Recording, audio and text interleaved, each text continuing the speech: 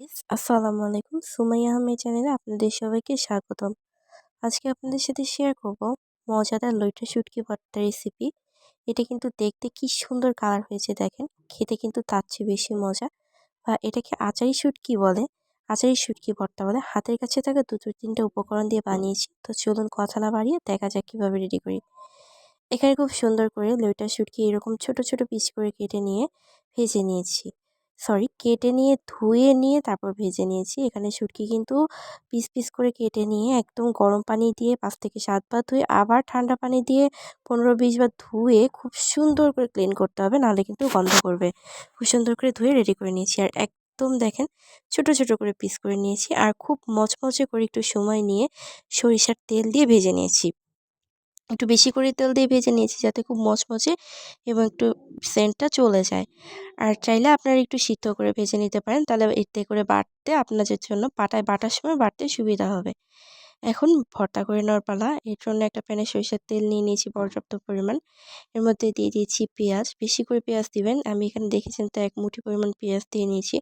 আর রসুন দিতে হবে বেশি করে। এখানে আমি ৩টা থেকে ৪টা রসুন খুব সুন্দর করে ছিলে কুচি করে নিয়েছি। এখন পেঁয়াজ যখন একটু নরম হয়ে আসবে, সামান্য একটু নরম হয়ে আসবে, তখন আমি রসুন দিব। এটা খুব সুন্দর করে ভেজে নিয়ে রেডি করে রাখবো। আর তার আগে আমি শুকনো মরিচ ভেজে নিচ্ছি। এখানে ৫টা থেকে ৭টা শুকনো মরিচ ভেজে নিয়েছি। আর এই যে দেখেন পেঁয়াজ আর রসুন কিন্তু ভাজা রেডি। এর মধ্যে আমি একটু ধনেপাতা দিয়ে দিয়েছিলাম। আর এখানে নিয়ে নিয়েছি আমি ৫ থেকে ৭টা পরিমাণ শুকনো মরিচ। শুকনো মরিচও কিন্তু সরিষার তেল দিয়ে ভেজে নিয়েছি। তো সমস্ত উপকরণ রেডি। এখন বেটে নেওয়ার পালা।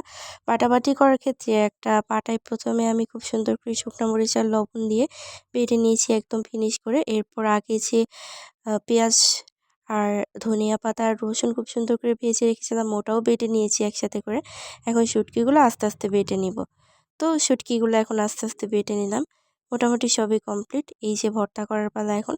ভর্তার মধ্যে সামান্য একটু লবণ, একটু সরিষার তেল দিয়ে আবার খুব সুন্দর করে মিক্স একটা ভর্তা রেডি করে নিয়েছি। তো এই যে দেখেন শুটকি ভর্তা, খেতে কিন্তু অসাধারণ স্বাদ হয়েছে এবং ভেতর থেকে খুব সুন্দর একটা ঘ্রাণ চারপাশে ছড়িয়ে পড়েছে। এভাবে ভর্তা করলে শুটকির কোনো গন্ধও থাকবে না এবং এই ভর্তা দিয়ে অনেক খেতে পারবেন। ধন্যবাদ সবাইকে। ভিডিও ভালো লাগলে চ্যানেলটি